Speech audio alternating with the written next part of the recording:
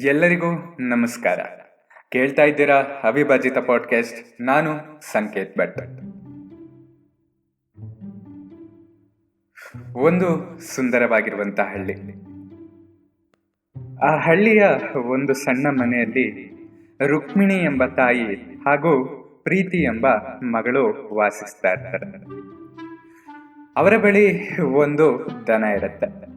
ಆ ದನದ ಹೆಸರು ರಾಧೆ ಅಂತ. ರಾಧೆಯ ಹಾಲು ಸುತ್ತಮುತ್ತಲಿನ ಹಳ್ಳಿಗಳಲ್ಲಿ ಬಹಳ ಪ್ರಸಿದ್ಧವಾದದ್ದು. ಆ ಹಾಲನ್ನ ದಿನಾಲು ರುಕ್ಮಿಣಿ ಕರಿತಾ ಇರ್ತಾಳೆ. ಹಾಲನ್ನ ಕರೆದು ಅದನ್ನ ಪ್ರೀತಿಗೆ ನೀಡ್ತಾ ಇರ್ತಾಳೆ. ಪ್ರೀತಿ ದಿನಾಲು ಆ ಹಾಲನ್ನ ಎಲ್ಲರ ಮನೆಗೂ ಮಾರಾಟವನ್ನ ಮಾಡಿಕೊಂಡು ಬರ್ತಾ ಇರ್ತಾಳೆ. ಒಂದು ದಿನ ಮಡಿಕೆಯಲ್ಲಿ ಹೀಗೆ ಪ್ರೀತಿ ಹಾಲನ್ನ ಹಿಡ್ಕೊಂಡು ಹೋಗ್ತಾ ಇರ್ತಾಳೆ. ಆಕೆಯ ವಯಸ್ಸು 20. ಓದಿರೋದು ಬರೀ 4ನೇ ತರಗತಿವರೆಗೆ ಅಷ್ಟೆ. ಅವಳಲ್ಲೂ ಕನಸುಗಳಿರ್ತವೆ. ಏನಾರು ಸಾಧನೆಯನ್ನ ಮಾಡಬೇಕು, ನನ್ನ ಕಾಲ ಮೇಲೆ ನಾನು ನಿಂತ್ಕೋಬೇಕು, ನಮ್ಮ ಅಮ್ಮನಿಗೆ ಏನಾರು ಕೊಡಿಸ್ಬೇಕು ಎಂಬ ಈ ಆಸೆಗಳನ್ನ ಹೊತ್ತಂತ ಪ್ರೀತಿ ಅವತ್ತು ಆ ಹಾಲನ್ನ ತಕ್ಕೊಂಡು ಹೋಗ್ತಾ ಇರ್ತಾಳೆ. ಆಗ ಆಕೆ ಕನಸನ್ನ ಕಾಣೋಕೆ ಶುರು ಮಾಡ್ತಾಳೆ. ಈ ಹಾಲನ್ನ ಎಲ್ಲರ ಮನೆಗೂ ಮಾರಾಟವನ್ನ ಮಾಡಿಕೊಂಡು ಬಂದ್ರೆ ಅವರು ನನಗೆ ಒಂದಿಷ್ಟು ಹಣವನ್ನ ಕೊಡುತ್ತಾರೆ. ಆ ಹಣದಿಂದ ನಾನು ಏನ್ ಮಾಡ್ಬೋದು ಅಂತ ಯೋಚಿಸ್ತಾ ಇರ್ತಾಳೆ.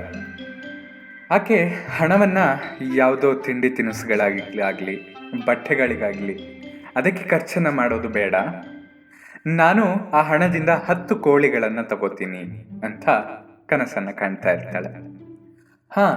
10 ಕೋಳಿಯನ್ನ ತಗೊಂಡು ಅದರಿಂದ ಮಾಡೋದಾದ್ರೂ ಏನು? ಆಕೆ ಮತ್ತೆ ಒಂದು ಉಪಾಯವನ್ನ ಕಂಡುಹಿಡ್ಕೊಳ್ತಾಳೆ. ಆ 10 ಕೋಳಿಗಳಿಂದ ಬಂದಿರುವಂತಹ ಮೊಟ್ಟೆಗಳನ್ನ ಗೌಡರ ಮನೆಗೆ ಕೊಟ್ರೆ ಅವರು ಬಹಳಷ್ಟು ಹಣವನ್ನ ಕೊಡ್ತಾರೆ. ಆ ಹಣವನ್ನ ನಾನು ಉಪಯೋಗಿಸ್ಕೋಬಹುದು ಅಂತ ಯೋಚನೆ ಮಾಡ್ತಾ ಇರ್ತಾಳೆ. ಈಗ ಗೌಡ್ರ ಮನೆಗೆ ಮೊಟ್ಟೆಯನ್ನ ಕೊಟ್ಟಾಯ್ತು. ಆ ಹಣ ಕೂಡ ಬಂದಾಯ್ತು. ಆ ಬಂದಿರುವಂತ ಹಣವನ್ನ ನಾನು ಏನ್ ಮಾಡ್ಬೋದು ಅಂತ ಯೋಚನೆಯನ್ನ ಮಾಡ್ತಾ ಇರ್ತಾಳೆ ನಮ್ಮ ಪ್ರೀತಿ. ಅಕಸ್ಮಾತ್ ಈ ಹಣ ನಮಗೆ ಸಿಕ್ಕಿದ್ರೆ ನಾವೇನ್ ಮಾಡ್ತಾ ಇದ್ವಿ? ಒಳ್ಳೆ ಬಟ್ಟೆಯನ್ನ ಖರೀದಿಸ್ತಿದ್ವಿ, ತಿನ್ನೋಕೆ ಏನಾರ ತಗೋತಿದ್ವಿ, ಯಾರಿಗಾರು ಉಡುಗೊರೆಯನ್ನಾಗಿ ಕೊಡ್ತಾ ಇದ್ವಿ. ಈಗ ಪ್ರೀತಿ ಏನ್ ಮಾಡ್ತಾ ಇರ್ಬೋದು ಆ ಹಣದಿಂದ? ನಾನು ಹೇಳ್ತೀನಿ ಕೇಳಿ. ಪ್ರೀತಿ ಕನಸನ್ನ ಕಾಣ್ತಾ ಇರ್ತಾಳೆ. ಬಂದಿರುವ ಹಣದಿಂದ ಒಳ್ಳೆ ಹಸಿರು ಲಂಗ ಧಾವಣಿಯನ್ನ ಖರೀದಿಸ್ತೀನಿ ಅಂತ ಕನಸನ್ನ ಕಾಣ್ತಾ ಇರ್ತಾಳೆ. ಹಸಿರು ಲಂಗ ಧಾವಣಿಯನ್ನ ಹಾಕೊಂಡು ಸಂತೆಯಲ್ಲಿ ನಡೆದುಕೊಂಡು ಹೋಗ್ತಾ ಇದ್ರೆ ಜನರೆಲ್ಲರೂ ಅವಳನ್ನೇ ನೋಡ್ತಾ ಇರ್ಬೇಕು. ಆಮೇಲೆ ಎಲ್ಲರೂ ಕೂಡ ಅಸೂಯೆ ಪಡ್ಕೋಬೇಕು. ಅಸೂಯೆ ಪಟ್ಕೊಂಡು ಎಲ್ಲರೂ ಹುಡುಗರು ಹುಡುಗಿಯರು ಎಲ್ಲರೂ ಕೂಡ ಬಳಿ ಬಂದು ಮಾತಾಡ್ಸಿದಾಗ ಅವಳು ಕತ್ತನ ಅಂತ ತಿರುಗಿಸ್ಬೇಕು. ಅವಳು ಸೊಕ್ಕಿನಲ್ಲಿ ಕತ್ತನ ತಿರುಗಿಸ್ತೀನಿ ಅಂತ ಕನಸನ್ನ ಕಾಣ್ತಾ ಇರ್ತಾಳೆ. ಹಾಗೆ ಅವಳು ಕತ್ತನ ಕೂಡ ತಿರುಗಿಸ್ತಾಳೆ. ಆದ್ರೆ ಕನಸು ಕಾಣ್ತಿದ್ದಲ್ವಾ, ಅವಳ ಹಾಲಿನ ಮಡಿಕೆ ಬಿದ್ದು ಹೊಡೆದೋಗುತ್ತೆ. ಅವಳ ಕನಸು ನುಚ್ಚು ನೂರಾಗತ್ತೆ. ಇನ್ನು ಮನೆಗೆ ಬಂದ್ರ ಮೇಲೆ ಆಕೆಯ ತಾಯಿ ಹತ್ರ ಬಯಸ್ಕೊಳ್ಳೋದು ಇದ್ದೇ ಇದೆ ಅಲ್ವಾ?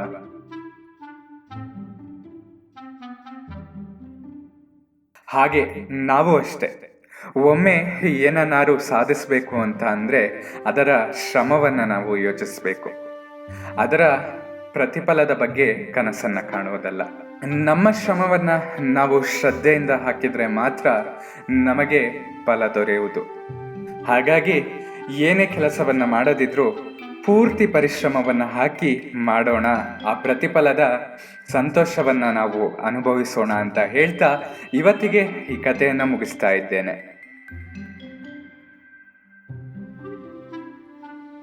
ಸದಾ ಕೇಳ್ತಾ ಇರಿ ಅವಿಭಾಜಿತ ಪಾಡ್ಕಾಸ್ಟ್. ನಾನು ಸಂಕೇತ್ ಭಟ್. ಧನ್ಯವಾದಗಳು.